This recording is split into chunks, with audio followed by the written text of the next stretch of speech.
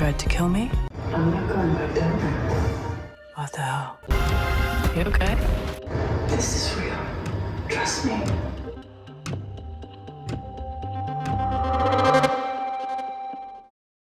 What is up, everybody? Jeremy Icenfire here, and welcome to the channel. After the monumental fourth episode of Severance and all of the big revelations and changes therein, we now take a look ahead at episode 5, entitled Trojan's Horse, as we will not only be seeing the aftermath of losing Irving on the Severance floor, but also the aftermath of the big revelation that Helly was really Helena the entire time, and all of the massive ramifications that entails. And taking a look at the preview available for Episode 5 along with the episode synopsis, it looks like things are going to continue to heat up on the Severance floor and beyond. The synopsis reads, tensions emerge after the team suffers a loss, and Mark faces devastating betrayal as Helena's true identity rocks Lumon. And on top of that, it looks like we are going to be getting a deeper look at Mark's reintegration and how that will ultimately play out as well, as we see him first waking up on Ragabi's chair in the Episode 5 preview, as she appears to be examining him. Which, if nothing else, tells us that there are going to be a few flashbacks in Episode 5 to cover some of the ground that we missed. Reintegration seems like it is going to be more of a gradual process and not something that just happens overnight after just one switch of a brainwave. As we saw in Episode 4, it looks like Mark was still very much capable of going between outie and innie, as his innie was pretty much the only one who experienced the outside journey. So I imagine going forward we're going to see a lot of reintegration glitches as Mark's brain tries to refocus itself and merge back into one, which we also see another glimpse of later on in the trailer. But next, we catch up with Helena on the outside world, which appears to be another flashback, as she talks about how her innie tried to kill her once, and she doesn't want to return to the severed floor. I get the feeling this is when they concocted the plan to originally send Helena back to the floor and not Helly. And while Helena might be originally using that as a guise to return to the severed floor, I get the feeling her true purpose is a little bit deeper than that and much more personal. I get the feeling she does really want to be Helly. I get the feeling she doesn't really like who she is on the outside world. Almost like she does want to be free of her corporate restraints and have some freedom of her own. And I think pretending to be Helly, even for a short duration, provided her that freedom that she so desperately seeks, albeit as deceptive as it was. I get the feeling Helena did indeed experience a true feeling of envy when she saw Helly and Mark kissing on the severed floor. Even though the outies are in control of everything and seem to make all of the decisions, a good argument could be made that the innies have a level of freedom that the outies simply don't have. And in Helena's case, that is the freedom to pursue her own heart, which Helly does have. But at the end of the day, Helena did do something unforgivable in taking consent away from multiple parties by pretending to be Helly and sleeping with Mark, something that will have dire ramifications for all involved. It is, after all, a nasty throuple in every sense of the word. But next we return to the severed floor as Milchick greets the 3 remaining MDR employees. And judging by the look of the melon bar, it looks like they will indeed be having some semblance of a memorial for Irving, as we see a watermelon carved in his likeness.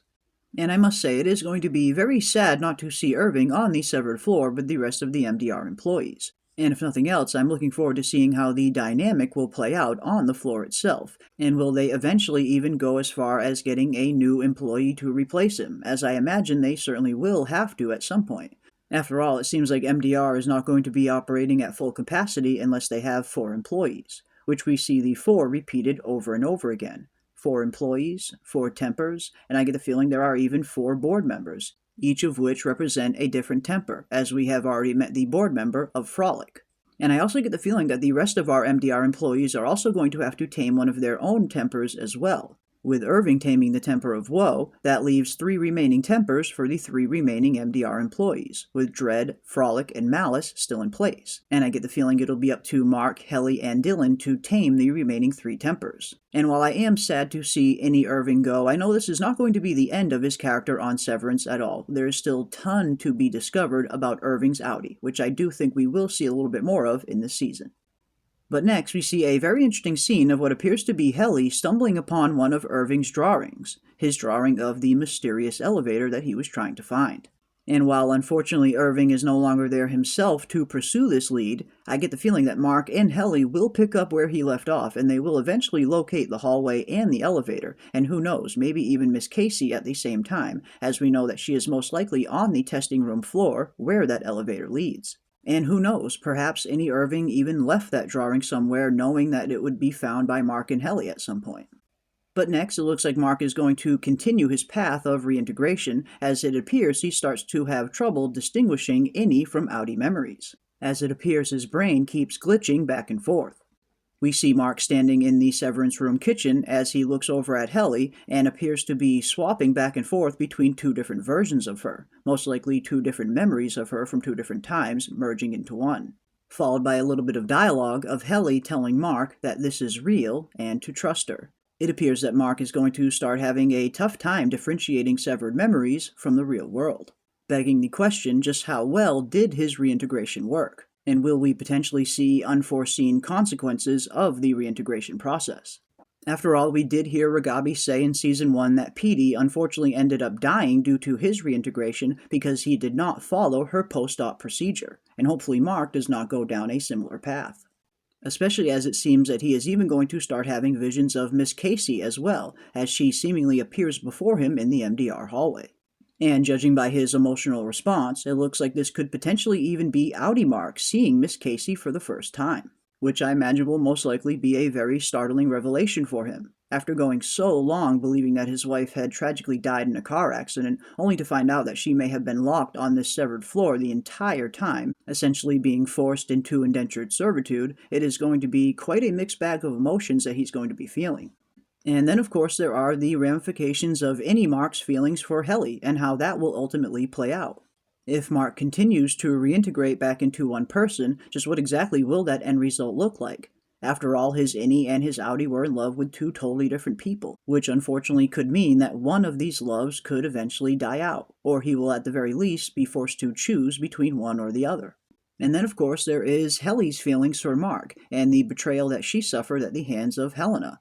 How exactly is she going to take this after all, and will there be a small part of her that might be a little upset at Mark for not being able to tell the difference between her and Helena? Either way, I get the feeling we are going to have at least a few heartbreaks on the horizon, as at least one of these loves are not going to be able to last. But whatever ends up happening, it looks like Severance is going to continue to heat up over these next few episodes, as we are going to see the lasting ramifications and aftermath to all of the monumental events that happened in Episode 4. And then, of course, there is Dylan, after all, in the storyline that he will be going on for the rest of the season as well.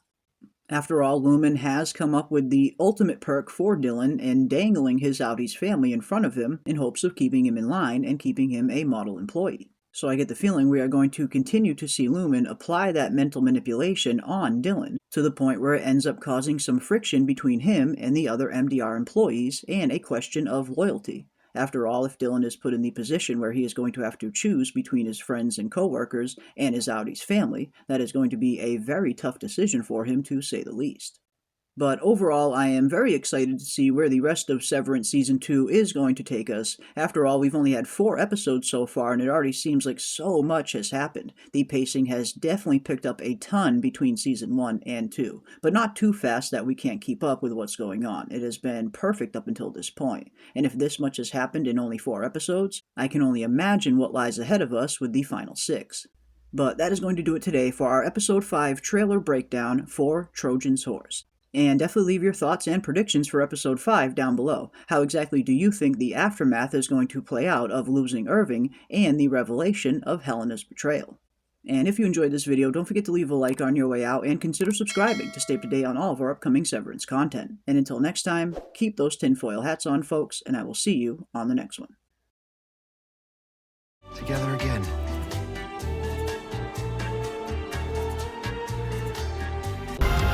You okay?